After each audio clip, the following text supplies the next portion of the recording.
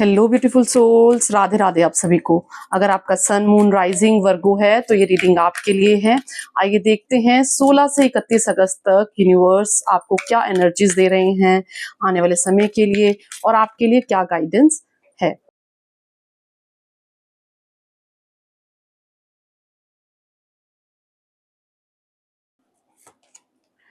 Two of wands,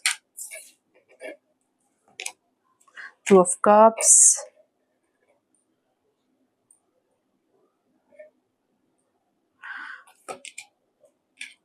two of swords, three of pentacles, the star, king of pentacles, S of cups. बड़े प्यारे cards हैं आपके। Seven of wands, hermit, tower and 10 of wands. Okay,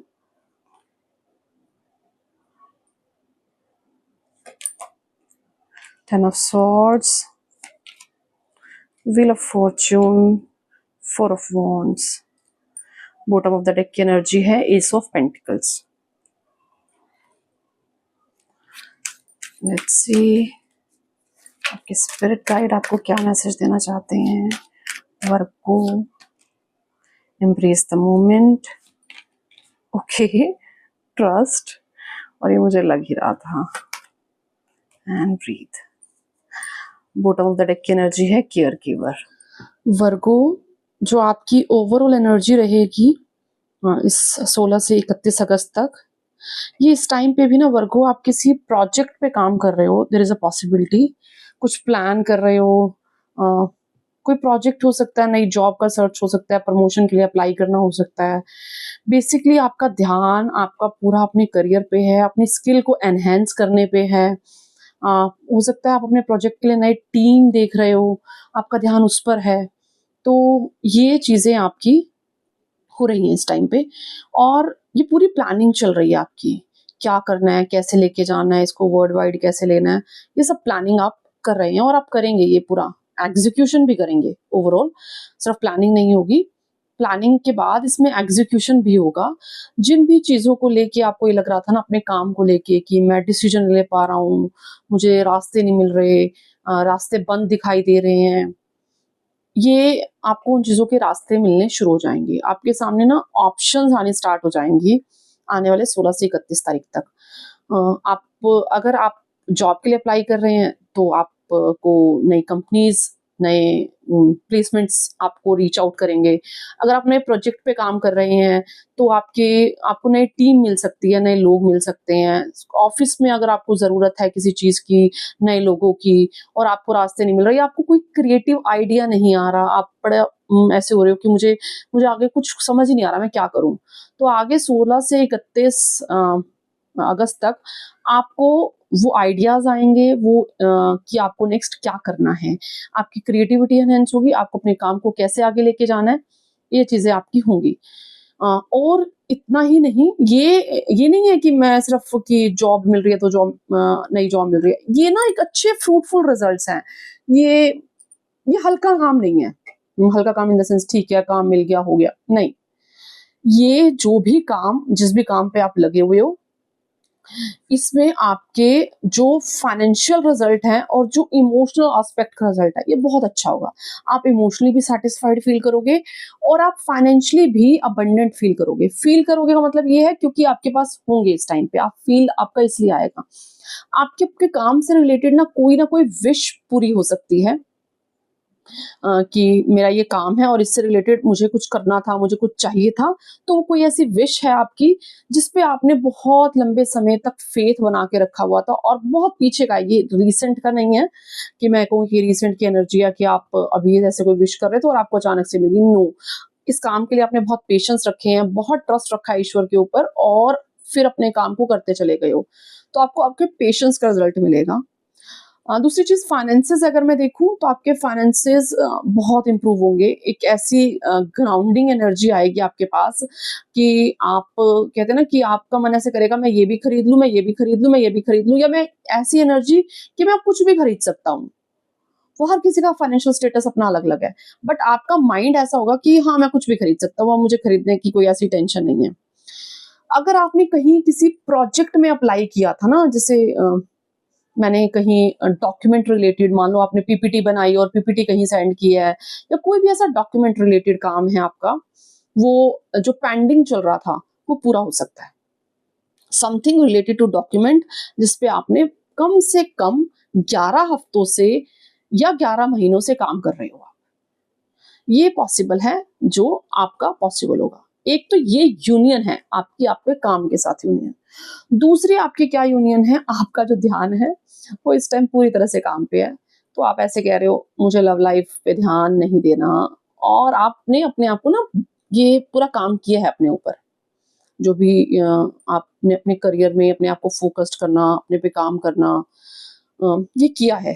थोड़ा-सा आप इस time ना over self reflection mode में हो, जहाँ पे आप चीज़ों को ज़्यादा एनालाइज़ कर रहे हो। लव लाइफ़ को लेके बेशक आप अपने काम में बहुत अच्छा कर रहे हो, बट ना ये ना जो मैं नेक्स्ट बोल रही हूँ, ये जो आपका अपनी लव लाइफ़ को लेके है, ऐसा नहीं है ये कि आप दिन में ऐसा सोचते हैं कि यार मेरे तो जीवन में प्यार नहीं है, नहीं, आपका ऐसा नहीं है।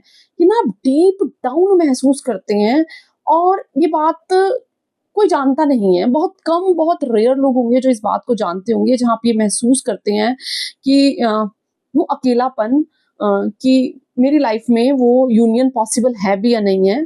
बेसिकली ये कोई हल्की-फुल्की यूनियन को मैनिफेस्ट नहीं कर रहे आप। आपको कोई भी ऐसा लव नहीं चाहिए जो टाइम पास हो, हैंग आउट चल रहा है, नहीं। ये बहुत मैच्योर लोग हैं जो भी इस रीडिंग को देख रहे हैं। Mature from mindset. मैच्योरिटी मैं यहाँ पे ऐज की वाइज़ नहीं कह रही हूँ, बट ये माइंडसेट से मैच्योर हैं। तो ये ऐसी लव को मैनिफेस्ट नहीं कर रहे, और मैनिफेस्ट नहीं कर रहे हो बेसिकली आप। ये आपका सबकॉन्शियस है जो मैं मैनिफेस्ट की बात कर रही हूँ, जो मैं मैनिफेस्ट बोल रही हूँ। तो आप एक ऐसे लव को चाहते हो कि जो एक म्यूचुअल लाइकिंग और म्यूचुअल लव हो। मतलब आपको सामने वाले को जो दे रहे हो, आपको सेम रिस्पेक्ट, कंसर्न, प्यार वो मिले जो आप दे रहे हो। जैसे एक जेन्युइन रिलेशनशिप कहेंगे। जी, जो कि आपको ऐसा लगता है आपने कभी ढंग से एक्सपीरियंस की ही नहीं अपने पूरे लाइफ टाइम में। और मैं फिर बात क्लियर कर रही हूँ, आप ये बात ना आपकी आउटर पर्सनैलिटी इस बात को रिफ्लेक्ट नहीं करती है। अगर मैं कोई आपको देखेगा और आपसे पूछे सोचेगा ना कि ये लव को मैनिफेस्ट करे, ये चाहता है इसकी लाइफ में लव आ जाए, तो वो ऐसे कहेगा नहीं, ये इस बंदे का तो ध्यान ही नहीं है। ऑल्दो आपका ध्यान नहीं है प्यार पे, लेकिन वो एक ऐसा आपका अंदर का डीप कॉर्नर है ना, कि आपका अंदर की चीज़ है, कोई नहीं जानता इसको। कि होता तो अच्छा होता, आपको आपके मन में ऐसा है कि अगर यूनियन होती तो अच्छी होती, नहीं है तो मैं अपने साथ खुश हूँ। तो आपके ये जो ओवर एनालाइज़ है ना आपका अंदर डीप डाउन, कि मेरे को वो लव नहीं मिला, जो मैं चाहता था, जो मेरी या मैं चाहती थी, तो वो जो अंदर आपकी ओवरथिंकिंग चलती है डीप डाउन, वो खत्म होने वाली है। रीज़न यहाँ पे जो भी वर्गो इस रीडिंग को देख रहे हैं, उनकी लाइफ में there is a possibility of divine union.